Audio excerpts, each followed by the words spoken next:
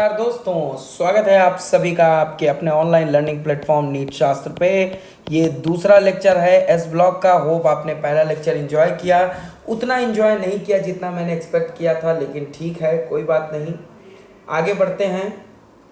अब हम लोग पढ़ते हैं बच्चों रिएक्शन विथ हैलोजेंस। किसका? ग्रुप 1 के मेटल्स का हैलोजन के साथ रिएक्शन पढ़ेंगे अब हम लोग। ठीक है, तो पढ़ो, मन लगा के पढ़ो। देखो, जो ग्रुप 1 के मेटल्स होते हैं बच्चों, वो हैलोजन के साथ रिएक्ट करके आयनिक हैलाइड का फॉर्मेशन करते हैं। किसका फॉर्मेशन करते हैं? आयोनिक हैलाइड का फॉर्मेशन करते हैं। बहुत ही सिंपल सी चीज़ है। ठीक है, सिर्फ ग्रुप 1 के मेटल्स ही नहीं, ग्रुप 1 के जो ऑक्साइड्स भी होते हैं वो भी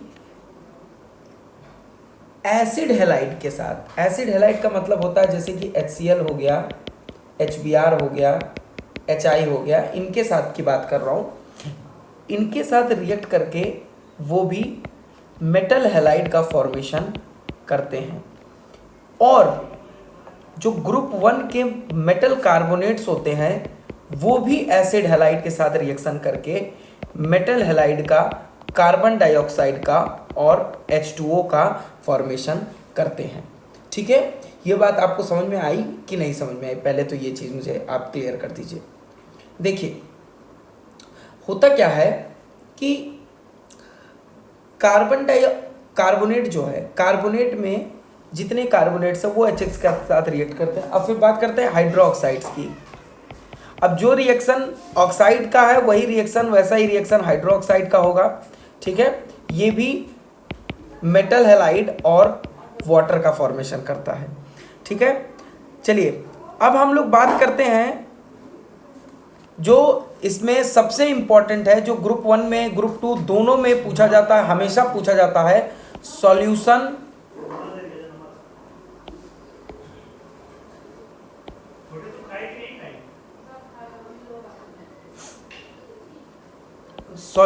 ऑफ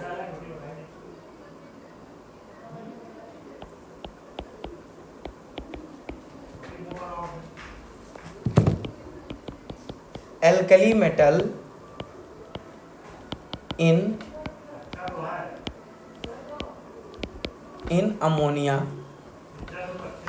एल्कली मेटल का अमोनिया में, लिक्विड अमोनिया में, ठीक है, लिक्विड अमोनिया में सॉल्यूशन एल्कली मेटल्स का। देखो, जो सबसे इंपॉर्टेंट, जो सबसे हिट क्वेश्चन इसमें पूछा जाता है वो क्वेश्चन ये कहता है, ठीक है, वो क्वेश्चन ये कहता है कि Y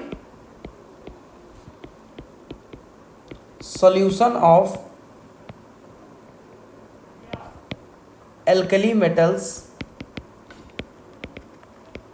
in ammonia is reducing in nature. कि क्यों रिड्यूसिंग इन नेचर होता है? ठीक है, अच्छा देखो, रिड्यूसिंग इन नेचर से ही मैं एक चीज यहां पे निकाल देता हूं। रिड्यूस वो करता है जो इलेक्ट्रॉन प्रोवाइड करता है, जो इलेक्ट्रॉन प्रोवाइड करता है।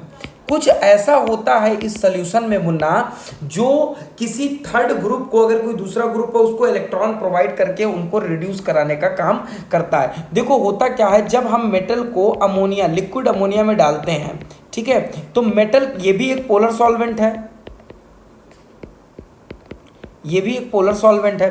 तो वहां पे क्या होता है, मेटल जो होता है वो अपना इलेक्ट्रॉन इजेक्ट कर देता है। ठीक है, अब उसके बाद देखो, अब मेटल ने अपना इलेक्ट्रॉन इजेक्ट किया और सॉल्वेंट क्या है? सॉल्वेंट अमोनिया है, और अमोनिया एक पोलर सॉल्वेंट होता है जिसमें नाइट्रोजन के ऊपर पार्शियल नेगेटिव चार्ज होता है और हाइड्रोजन के ऊपर पार्शियल पॉजिटिव चार्ज होता है। अब देखो, एक तरफ M+ है और एक तरफ इलेक्ट्रॉन है, तो अमोनिया का वो वाला पार्ट जिसके ऊपर नेगेटिव चार्ज है वो क्या करता है, इस मेटल को घेरने लगता है, क्योंकि उनके ऊपर एक दूसरे का अपोजिट चार्ज है, तो वो एक दूसरे से अट्रैक्ट करते हैं। और हाइड्रोजन का जो पॉजिटिव एंड है वो इस इलेक्ट्रॉन की तरफ अट्रैक्ट होने लगता है। तो होता क्या है बच्चों कि वहां पे सॉल्वेशन होता है दोनों, मेटल आयन का भी और इलेक्ट्रॉन का भी, और मेटल आयन को अमोनिया क्या करता है, चारों तरफ से घेर लेता है। जैसा कि हम लोग जानते हैं ये किस केस में, ये हाइड्रेशन के केस में भी हम लोग ये चीज़ देख चुके हैं।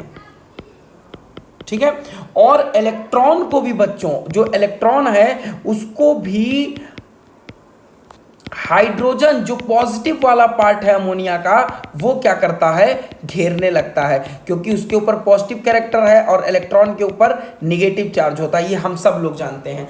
और इसको हम लोग क्या बोलते हैं बच्चों, ये वाला जो स्पेसीज बनी है, इसको हम लोग बोलते हैं अमोनिएटेड इलेक्ट्रॉन। इसको क्या बोलते हैं, अमोनिएटेड इलेक्ट्रॉन बोलते हैं।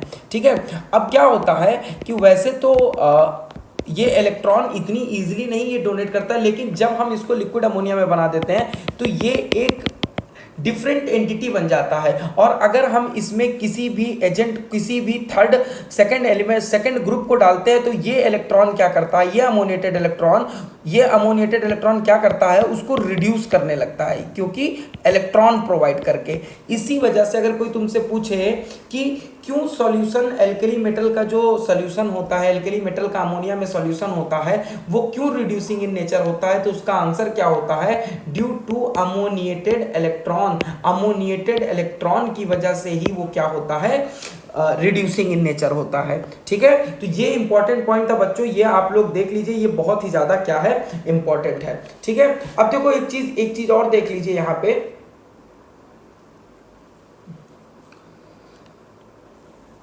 अब मैं आपको ग्रुप 2 के कुछ केमिकल प्रॉपर्टीज बता देता हूं, उसके बाद हम लोग लास्ट में क्या करेंगे, कुछ ट्रिक्स देखेंगे जो कि बहुत ही ज्यादा इंपॉर्टेंट है, आपको बहुत ही ज्यादा मदद मिलेगी। ठीक है, तो अभी हम जो देखते हैं वो है केमिकल प्रॉपर्टीज ऑफ ग्रुप 2। कुछ जनरल केमिकल प्रॉपर्टीज देखेंगे। और वैसे भी मैं बता दे रहा हूं आपको, जो मेन हम लोगों का चीज है ना, जिसके ऊपर एकदम खूब क्वेश्चन आने के चांसेस होते हैं, वो हम लोगों को भी लास्ट में ही पढ़ना है। जो ट्रिक मैं आपको बताऊंगा उसी से आपके ज्यादातर क्वेश्चन हो जाएंगे। ठीक है, तो सबसे पहला जो हम लोग रिएक्शन पढ़ेंगे वो हमेशा की तरह पढ़ेंगे, reaction with air. Reaction with air. ठीक है, अब देखो इसमें एक पॉइंट याद रखना है कि जो बेरिलियम और मैग्नीशियम होते हैं, ठीक है, ये इनर्ट होते हैं, are inert due to formation of oxide film. जैसे अगर एक बेरिलियम का सैंपल रखा है एयर में, तो क्या होता है कि इसके सरफेस पे एक पतली सी ऑक्साइड की फिल्म बन जाती है, तो वो इसको क्या करती है, कट कर देती है इस मेटल को। अब फिर फर्दर इसमें कोई ऑक्सीडेशन इसमें या किसी के साथ रिएक्शन नहीं हो पाता है। तो एक पतली सी बेरिलियम और मैग्नीशियम में एक ऑक्साइड की फिल्म बन जाने की वजह से ये इसको फर्दर ऑक्सीडाइज नहीं होने देता है। ठीक है, लेकिन but reactivity towards air increase down the group। लेकिन ये दोनों तो नहीं रिएक्ट करते हैं, लेकिन बाकी की रिएक्टिविटी जो होती है वो क्या होती है, ग्रुप में नीचे आने पे इंक्रीज करती है। ठीक है, तो जैसे अगर मान लो इन दोनों के अलावा कोई दूसरा मेटल है और इसमें हमने इसकी एयर के साथ रिएक्शन कराई, तो ये O2 और एयर में मेनली क्या ऑक्सीजन और N2 प्रेजेंट होता है, बाकी तो बहुत ट्रेसेस में एलिमेंट मौजूद होते हैं, उनको ना के बराबर हम समझते हैं। ठीक है, अब क्या होता है, याद होगा तुम लोगों को जो ग्रुप 1 के मेटल्स होते थे उसमें सिर्फ लिथियम जो था वो नाइट्राइड बनाता था, बाकी सोडियम पोटेशियम ये सब नाइट्राइड नहीं बनाते थे। लेकिन जो ग्रुप 2 के एलिमेंट्स होते हैं वो तो ऑक्साइड तो बनाते ही बनाते हैं, साथ में ये नाइट्राइड का भी फॉर्मेशन करते हैं। और ये जहर है, इस चीज को अपने भेजे में घुसा के रख लो कि ग्रुप 2 के जो एलिमेंट्स होते हैं, जो ग्रुप 2 के एलिमेंट्स होते हैं वो नाइट्राइड का भी फॉर्मेशन करते हैं, लेकिन ग्रुप 1 के एलिमेंट्स नाइट्राइड का फॉर्मेशन नहीं करते हैं। सिर्फ कौन नाइट्राइड का फॉर्मेशन करता है बच्चा, लिथियम ही नाइट्राइड का फॉर्मेशन करता है। ठीक है, तो कुछ लिथियम की प्रॉपर्टी जो होती है ना वो ग्रुप 2 से मिलती है। जैसे अगर लिथियम की रिएक्शन हम लोग एयर से जब कराएंगे ना, तो ये लिथियम ऑक्साइड भी बनाता है और ये लिथियम नाइट्राइड भी बनाता है। तो कुछ प्रॉपर्टी लिथियम की और ग्रुप 2 की क्या होती है, मिलती जुलती है। कोई पूछ ले कौन सी प्रॉपर्टी, तो सबसे पहले यही बताना कि दोनों नाइट्राइड बनाते हैं, और ग्रुप 1 का बाकी कोई जो एलिमेंट होता है वो नाइट्राइड का फॉर्मेशन नहीं करता है। क्यों नहीं करता है? क्योंकि N3- के साथ बाकी एल्कली मेटल्स का जो लैटिस होता है वो वीक लैटिस बनता है, जिसकी वजह से आयनिक बॉन्ड का फॉर्मेशन नहीं हो पाता है। ठीक है, ठीक है। देखो अब बात यह है, जो ग्रुप 2 है, ग्रुप 2 के एलिमेंट्स हैं वो जनरली पर ऑक्साइड या सुपर ऑक्साइड नहीं बनाते हैं। पर ऑक्साइड या सुपर ऑक्साइड नहीं बनाते हैं। क्यों? क्योंकि ग्रुप 2, अब जैसा कि हम लोग जानते हैं, हम लोग जब पीरियड में लेफ्ट टू राइट जाते हैं तो साइज जो होता है वो डिक्रीज करता है, और जब ग्रुप में ऊपर से नीचे आते हैं तो साइज जो होता है वो इंक्रीज करता है। तो यानी कि ये कह सकते हैं ग्रुप 1 का जो साइज होता है वो ग्रुप 2 से बड़ा होता है। ठीक है, तो ग्रुप 2 के जो आयंस होते हैं वो छोटे होते हैं, जिसकी वजह से वो सुपर ऑक्साइड जैसे बड़े आयन को स्टेबलाइज नहीं कर पाते हैं, जैसे बिग आयंस को स्टेबलाइज नहीं कर पाते हैं। ठीक है, नहीं कर पाते हैं, उसको स्टेबलाइज ये नहीं कर पाते हैं। लेकिन जो स्ट्रोंशियम एंड बेरियम होता है, स्ट्रोंशियम और बेरियम जो होता है बच्चों, ये पर ऑक्साइड थोड़ा बहुत बनाता है। ठीक है, ये पर ऑक्साइड तो बनाता है लेकिन ये सुपर ऑक्साइड का फॉर्मेशन नहीं करता है। तो अगर कोई तुमसे पूछेगा क्या बताओ ग्रुप 2 में कोई भी ऐसा एलिमेंट है जो सुपर ऑक्साइड का फॉर्मेशन करता है, तो तुम बोलोगे नहीं, शशांक सर ने बताया था कि सुपर ऑक्साइड का फॉर्मेशन नहीं करता है। अगर मैं पूछूंगा कि बताओ उसका रीजन क्या है मुन्ना, तो कहोगे भैया जो ग्रुप 2 होता है ना, उनका जो साइज होता है वो छोटा होता है, और छोटा साइज है तो वो इतने बड़े एनायन को स्टेबलाइज नहीं कर पाएगा। देखो एकदम कंसेप्ट वाइज बता रहा हूं, कुछ भी याद करने वाली बात नहीं है, सब साइज का खेल यहां पे है। ठीक है, अच्छा अब देखो मुन्ना, जो ग्रुप 2 के ऑक्साइड्स होते हैं जब ये जल के साथ रिएक्शन करते हैं तो ये भी मेटल हाइड्रो ऑक्साइड बनाने का क्या करते हैं, काम करते हैं। देखो अरे बड़ा सिंपल है रे, देख ये मेटल ऑक्साइड जो है वो आयनिक फॉर्म में होता है, तो जब इसको जल में डालोगे, अरे आयनिक है ना, देखो इधर आयनिक है, तो जब इसको पानी था हमारा, ये था जल, इसमें हमने घर से डाला क्या, मेटल ऑक्साइड। अब मेटल ऑक्साइड में पानी में जाके M2+ और O- में क्या हो गया, आयनाइज हो गया। अब मौजूद है वहां पे, अरे सॉल्वेंट पानी है ना बेटा है, ठीक है, तो पानी मौजूद था, ये O-, तो यहाँ पे O2- था। ठीक है, O2-, अब ये O2- क्या करेगा, यहाँ से H+ निकाल लेगा, तो ये O2- H+ निकाल के बन जाएगा OH-, और यहाँ से H+ जब निकल गया तो ये वाला पार्ट क्या बन गया, OH-, तो 2 OH- बन गए, एक OH- इस O2- ने बनाया, एक OH- ये, और M2+ था, M पे 2+, 2 OH- हो गए, तो 2 OH- इसके साथ मिलके क्या बना देंगे, मेटल हाइड्रो ऑक्साइड का फॉर्मेशन कर देंगे। ठीक है, और ठीक इसी तरह देखो मेटल ऑक्साइड की रिएक्शन वाटर के साथ जो है वो मैं पूरा कंसेप्ट वाइज तुमको बता दिया हूँ कि कैसे कैसे ये रिएक्शन होती है। ये मत कहना कि या इनऑर्गेनिक केमिस्ट्री में याद करवाते हैं सर। ठीक है, अब देखो मेटल नाइट्राइड के बारे में, देखो मेटल नाइट्राइड, अब मेटल नाइट्राइड के बारे में देख लो, यहाँ पे ये भी एक आयनिक कंपाउंड है मुन्ना, ये भी एक आयनिक कंपाउंड है। तो इसी तरह जैसे इसमें मेटल ऑक्साइड डाले थे, इस बार घर के इसमें हम लोग क्या डाल देंगे, मेटल नाइट्राइड डाल देंगे, मेटल नाइट्राइड इसमें डाल देंगे, M3N2 डाल देंगे। तो देख मुन्ना, जब ये मेटल नाइट्राइड इसमें डाले ना हम लोगों ने, तो ये क्या किया, ये टूट गया, 3 M2+ टूटा और 2 N3- टूटा, और वाटर तो था ही। ठीक है, वाटर तो था ही, तो ये नाइट्रोजन तीन थे, 2 हमारे पास क्या थे, N3-। ठीक है, तो ये क्या करेगा, यहां से H+ निकाल लेगा, और ये H+ इससे निकाल के, फिर इससे निकाल के, और दूसरे वाटर के से निकाल के ये क्या बना देगा, ये बना देगा अमोनिया। ठीक है, ये बना देगा अमोनिया, और ये मेटल जो था ये क्या फिर से बना देगा, मेटल हाइड्रो ऑक्साइड। तो याद रखना, मेटल नाइट्राइड का ग्रुप 2 के जब मेटल नाइट्राइड का वाटर के साथ रिएक्शन कराते हैं तो वहां पे अमोनिया निकलता है, और साथ में हमको क्या मिलता है, मेटल हाइड्रो ऑक्साइड मिलता है। क्या मिलता है, मेटल हाइड्रो ऑक्साइड मिलता है। ठीक है, अच्छा देख मेरे भाई, अगर मैं मान लो मैं तुमसे बोलूं कि कैल्शियम नाइट्राइड था, इसकी वाटर के साथ रिएक्शन कराएगा तो क्या मिलेगा, तो बोलना सर इसमें बनेगा कैल्शियम हाइड्रोक्साइड और साथ में क्या हमको निकलता हुआ दिखेगा, अमोनिया निकलता हुआ दिखेगा। तो याद है कि ग्रुप 2 के एलिमेंट्स, याद कर मेरे साथ, याद कर, ग्रुप 2 के जो नाइट्राइड्स होते हैं जब वो जल के साथ, पानी के साथ, नीर के साथ रिएक्शन करते हैं तो अमोनिया का उत्सर्जन होता है और मेटल हाइड्रोक्साइड का फॉर्मेशन होता है। ठीक है, ये चीज़ मेरे ख्याल से आप लोगों ने क्या कर ली होगी, नोट कर ली होगी। ठीक है, अब चलो आगे बढ़ते हैं। अब देखो, वैसे तो क्या मैंने तुमको बताया था, वैसे तो क्या होता है कि जितने भी हाइड्रोक्साइड होते हैं, देखो जितने भी हाइड्रोक्साइड हैं, चाहे वो ग्रुप 1 के हाइड्रोक्साइड हो या ग्रुप 2 के हाइड्रोक्साइड हो, वो होते क्या हैं, वो बेसिक होते हैं, एल्कली होते हैं, सिर्फ एक को छोड़ के,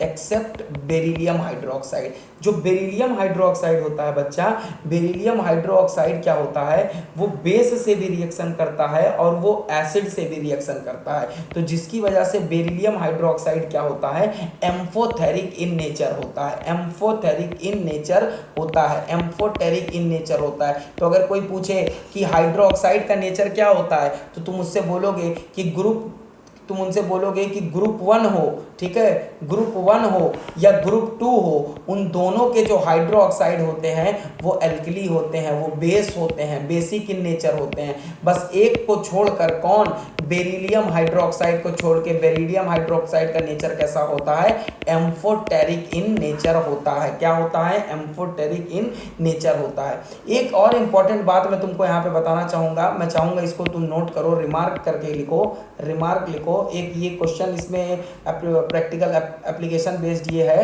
कि जो मैग्नीशियम हाइड्रोक्साइड होता है, जिसको हम लोग मैग्नीशियम हाइड्रोक्साइड जो होता है बच्चा, इसको हम लोग मिल्क ऑफ मैग्नीशिया भी बोलते हैं। इसको हम लोग क्या बोलते हैं, milk of magnesia, milk of magnesia बोलते हैं। ये एज अ एंटा एसिड इस्तेमाल किया जाता है। ज़्यादा मसाला हो लो, खाना सही टाइम पे ना खाओ तो पेट में होती है जलन, और वो जलन क्यों होती है, क्योंकि पेट में एसिड निकलता है। ठीक है, और एसिड को अगर खाना नहीं मिलता है सही टाइम पे या ज़्यादा मसालेदार खाना मिलता है तो वो क्या करता है, जलन कॉज करता है। तो इस एसिड को हटाने के लिए, न्यूट्रलाइज करने के लिए इस पर हमको बेस डालना पड़ता है ताकि ये न्यूट्रलाइज हो जाए ये एसिड, और न्यूट्रलाइज होके क्या बना दे, सॉल्ट बना दे। क्योंकि सॉल्ट जब बनाएगा तब जलन क्या हो जाएगी, कम हो जाएगी। तो इसीलिए हम इसमें क्या इस्तेमाल करते हैं, मैग्नीशियम हाइड्रोक्साइड का इस्तेमाल करते हैं, जो कि एक किसकी तरह बिहेव करता है, एंटी एसिड की तरह बिहेव करता है। ठीक है, एंटी एसिड की तरह बिहेव करता है। अब एक और रिएक्शन देख लेते हैं बच्चों, रिएक्शन विथ हैलोजेंस। एक रिएक्शन देखते हैं, रिएक्शन विथ हैलोजेंस। ठीक है, रिएक्शन विथ हाइड्रोजन। तो मेटल जो होते हैं, ग्रुप 2 के मेटल, ये हाइड्रोजन के साथ रिएक्ट करते हैं सिंपली, और क्या बना देते हैं, MX2 बना देते हैं। मतलब ये मेटल हैलाइड्स ही बना देते हैं। ठीक है, सिंपल सी बात है, मेटल हैलाइड बनाते हैं, कोई बहुत बड़ी चीज़ ये नहीं है। ठीक है, अब एक और इसमें पॉइंट नोट करने वाली है, except BeX2 all are ionic in nature. BeX2 देखो, चाहे वो BeF2 हो, चाहे वो BeCl2 हो, चाहे वो BeBr2 हो, चाहे वो BeI2 हो, इसके अंदर तो थोड़ा आयनिक कैरेक्टर होता भी है, लेकिन ये जो होते हैं वो प्योरली कोवेलेंट होते हैं, प्योर कोवेलेंट कंपाउंड होते हैं।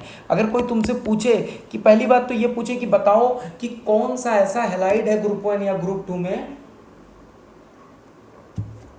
जो आयनिक नहीं होता, तो कह देना कि सर बेरिलियम के जो हैलाइड्स होते हैं ना वो आयनिक नहीं होते हैं। फिर कोई, अब भाई अगला सवाल ये पूछेगा क्यों, तो बोल देना due to high ionization potential, due to high IP ionization potential इनका ज़्यादा होता है, इसकी वजह से ये आयनिक बॉन्ड बनाना प्रेफर नहीं करते हैं। ठीक है, अब एक और चीज़ मैं तुमको यहाँ पे बताना चाहूँगा BeCl2 के बारे में। जो BeCl2 होता है वो पॉलीमरिक इन नेचर होता है। कैसा होता है, इस polymeric in nature, BeCl2 polymeric in nature होता है बच्चों। तो BeCl2 पॉलीमर के फॉर्म में पाया जाता है। ठीक है, ये चीज़ तुम लोगों को क्या रखनी है, याद याद रखनी है, ठीक है। अब थोड़ा सा हम लोग पढ़ते हैं ना बच्चों, कुछ ट्रिक्स पढ़ाऊंगा मैं अब तुमको, मैं कुछ ट्रिक्स पढ़ाना चाहूँगा। ये हमारा लास्ट पार्ट है। बाकी तो ये चैप्टर बहुत बड़ा था, इसको 2 लेक्चर में कंप्लीट कर पाना, वैसे तो 1 लेक्चर बोला गया था, लेकिन मैंने 2 लेक्चर में कोशिश किया इसको ख़त्म कर दूँ, ठीक है। तो देखो अब मैं कुछ ट्रिक्स बताऊँगा, tricks for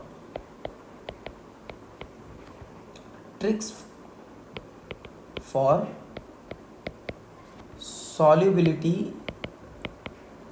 and stability of S block elements, ठीक। चलो ठीक है। अच्छा देखो इधर सॉलिबिलिटी के लिए पहले ट्रिक देखो, सॉलिबिलिटी के लिए ट्रिक देखो, ठीक है। देखो एक कंसेप्ट ये है, कंसेप्ट क्या कहता है, ट्रिक का जो कंसेप्ट है वो ये कहता है कि लार्ज एनायंस, वही जो ये बता चुका हूं मैं तुमको, are stabilized by large cations, ठीक है, और small anions are stabilized by small cations. ये याद रखना है, ये मरते दम तक नहीं भूलना भाई, मरते दम तक नहीं भूलना है, ठीक है। कि जो इस बड़े एनायंस होते हैं उनको हमेशा वो कैटायन स्टेबलाइज करता है जिसका साइज बड़ा होता है। अगर छोटा कैटायन डाल दोगे ना तो वो उस तरह का स्टेबलाइज नहीं कर पाएगा। अब देखो एनायंस जो होंगे वो 2 टाइप के होंगे। एनायंस देखो 2 टाइप को मेनली तुमको देखने को मिलते हैं। एक होता है तुम्हारा मोनोएटॉमिक आयंस, ठीक है, और एक होता है पॉलीएटॉमिक आयन। इसके एग्जाम्पल देखो कौन कौन से हैं, F-, H-, O2-, ठीक है। और जो पॉलीएटॉमिक आयन है इसके एग्जाम्पल हैं CO3-2-, SCO3-, SO4-2-, O2-2-, O2-, NO3-, OH- और NO2-। ये स्मॉल एनायंस हैं। तो इनको स्टेबलाइज कौन करेगा, स्मॉल कैटायन करेगा। स्मॉल कैटायन ऊपर की तरफ पाए जाते हैं, नीचे आने पे साइज इंक्रीज करता है। तो जब हम ये जो फ्लोराइड होगा, जो हाइड्राइड होगा, इनकी स्टेबिलिटी जो होती है वो डाउन द ग्रुप क्या होगी, डाउन द ग्रुप स्टेबिलिटी इनकी डिक्रीज करेगी। क्योंकि जब ग्रुप में ऊपर से नीचे आते हैं तो आयन का साइज बढ़ता है, और ये आयन छोटे हैं, इनको छोटा आयन स्टेबलाइज करेगा। और इस केस में क्या होगा, डाउन द ग्रुप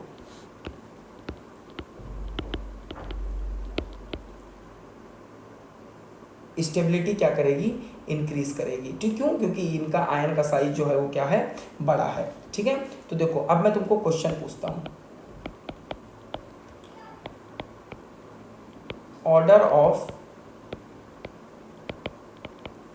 स्टेबिलिटी बतानी है। पहला है लिथियम कार्बोनेट,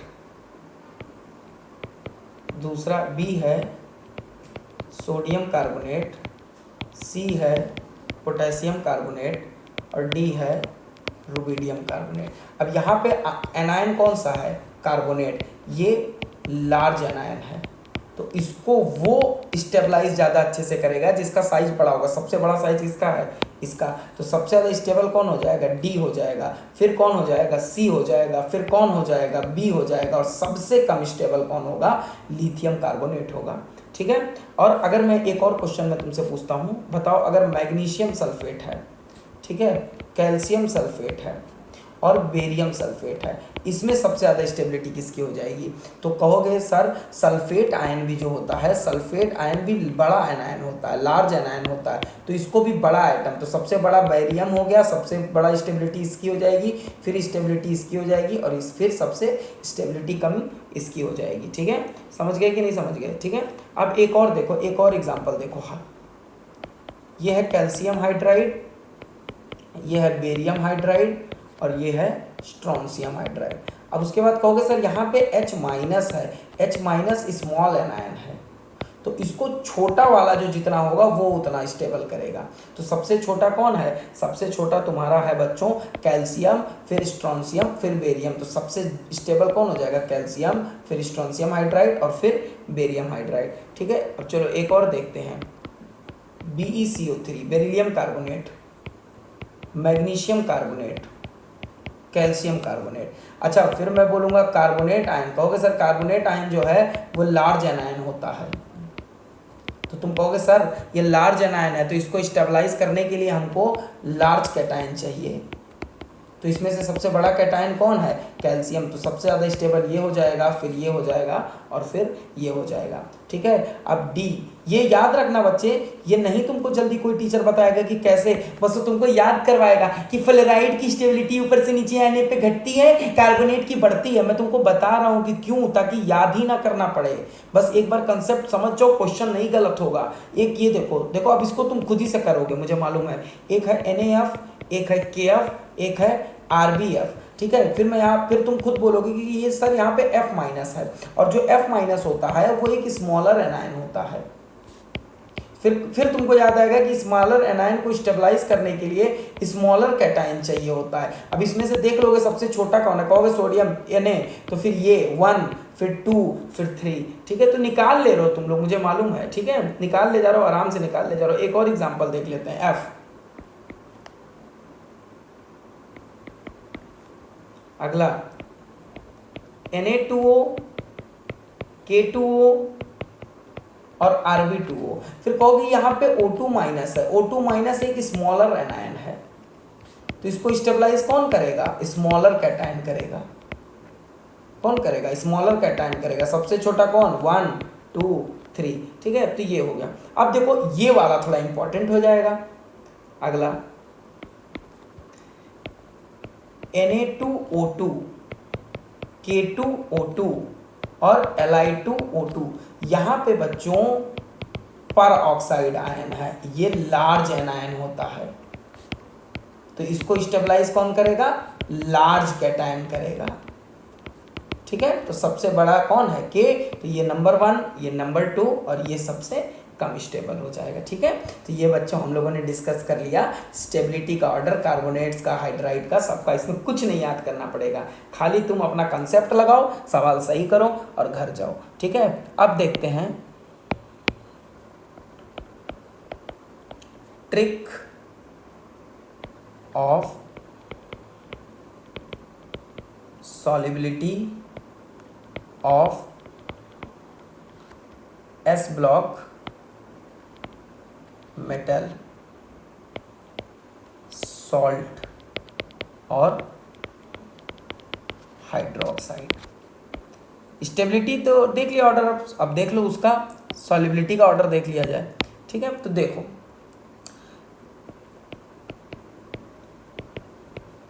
सॉल्युबिलिटी जो होता है वो डायरेक्टली प्रोपोर्शनल होता है आयनिक कैरेक्टर के। ठीक है, आयनिक कैरेक्टर, और वो आयनिक कैरेक्टर ग्रुप में ऊपर से नीचे आने पे इंक्रीज करता है, तो जो सॉल्युबिलिटी होगा वो डाउन द ग्रुप आने में इंक्रीज करेगा। देखो इंक्रीज का साइन है, increase down the group, increase down the group. ठीक है, ये ग्रुप 1 के लिए मैंने जो तुमको बताया, ये ग्रुप 1 के कंपाउंड के लिए बताया।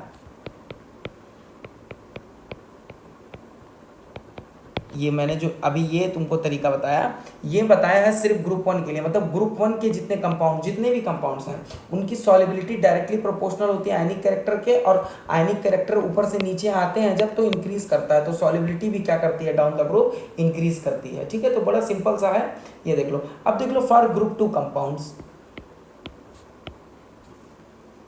For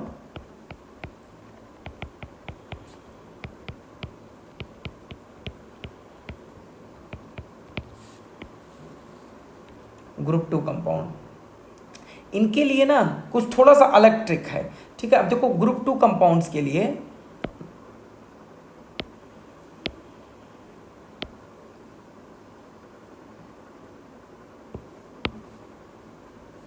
for small anions, for small anions like F minus, OH minus और O2 minus, solubility increase down the group, ठीक है। तो ग्रुप 2 के कंपाउंड्स के लिए जितने स्मॉल एनायंस होते हैं, स्मॉल एनायंस जैसे F minus, OH minus, O2 minus, इनके लिए जो सॉल्युबिलिटी होती है वो इंक्रीज करती है, ठीक है। रीजन इसका क्यों होता है? Because unmoving down the group, lattice energy decreases more as compared to hydration energy।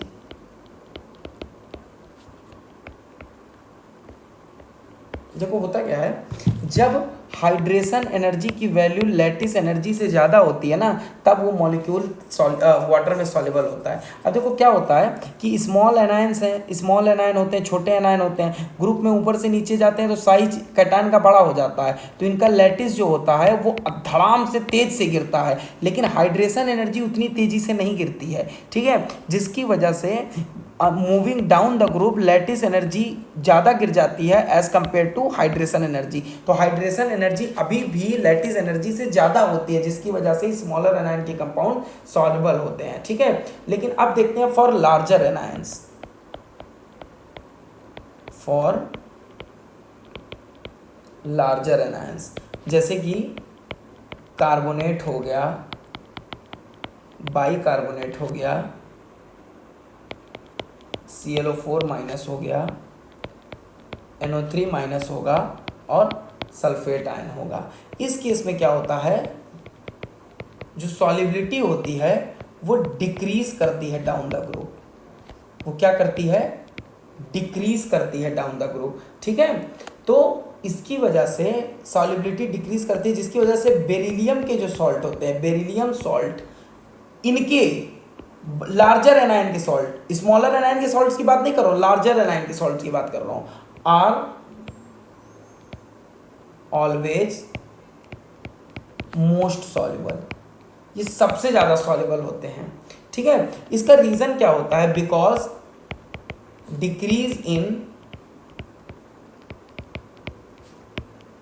Hydration energy is more as compared to lattice energy.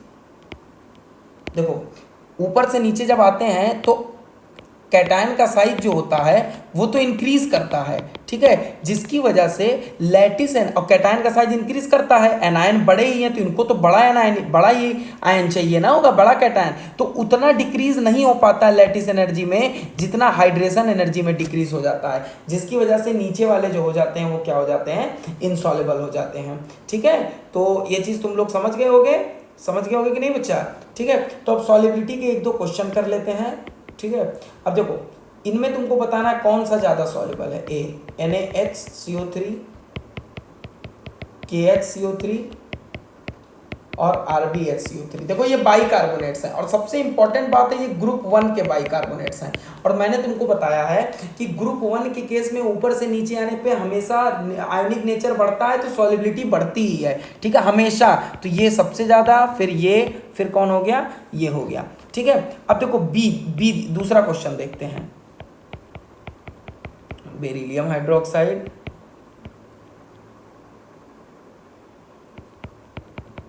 Magnesium hydroxide, calcium hydroxide, ठीक है।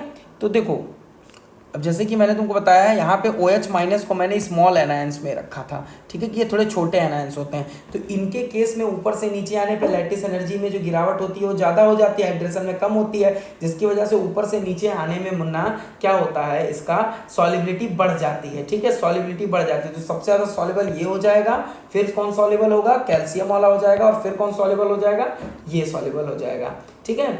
एक और क्वेश्चन देख लेते हैं, सी।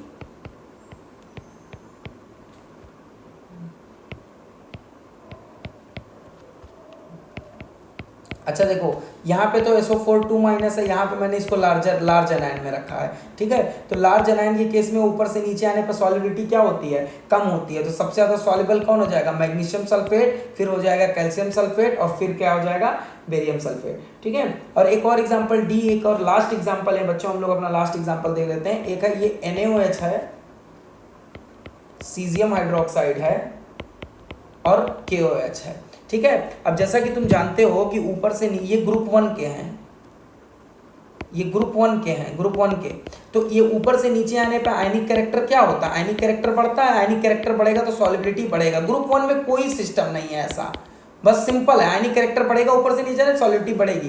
तो सबसे ज़्यादा सॉलिबिलिटी किसकी होगी, सबसे ज़्यादा सॉलिबिलिटी इसकी होगी, तो ये 1 हो जाएगा, ये 2 हो जाएगा, और ये क्या हो जाएगा, 3 हो जाएगा, ठीक है बच्चा। अरे तो समझ गए हो गए मेरे ख्याल से। तो इतना रखते हैं, क्वेश्चंस कर लिए। अब जब हम लोग अपना क्रैश कोर्स खत्म कर लेंगे, ये संकल्प बैच खत्म कर लेंगे, तो सारे इसके इंपॉर्टेंट क्वेश्चंस मैं आप लोगों को क्या कराऊंगा, करा दूंगा, ठीक है। तो आपको परेशान होने की जरूरत नहीं है, लेक्चर को कंप्लीटली दोनों लेक्चर्स को 2-3 बार देख लें कि आपके दिमाग में ये पूरी तरीके से बैठ जाए। और मुझको आप कभी भी कांटेक्ट कर सकते हैं, इंस्टाग्राम पे कांटेक्ट कर सकते हैं आप मुझे। मेरा इंस्टाग्राम का जो हैंडल है वो है शशांक_पुरी_, ठीक है। तो मुझसे इंस्टाग्राम पे आप कांटेक्ट कर सकते हैं, इंस्टा पे आप कांटेक्ट कर सकते हैं, और वहाँ पे अगर आपको कोई क्वेरीज हैं तो आप मुझसे वो ज़रूर पूछ सकते हैं, आस्क कर सकते हैं, पूछ सकते हैं अपनी क्वेरीज। मैं हमेशा आप लोगों को अवेलेबल मिलूंगा, और टाइम टू टाइम मैं लाइव लेके प्रॉब्लम्स भी, जैसे कोई और अगर आपको प्रॉब्लम आ रही है, सारी तरीके की प्रॉब्लम आप मुझसे या हमारी टीम के साथ शेयर कर सकते हैं, ठीक है बच्चों। तो मिलते हैं अगले लेक्चर P ब्लॉक में, तब तक के लिए पढ़ते रहिए अच्छे से, पूरे लेक्चर को अच्छे से रिवाइज करिए, फिर मिलते हैं, बाय बाय।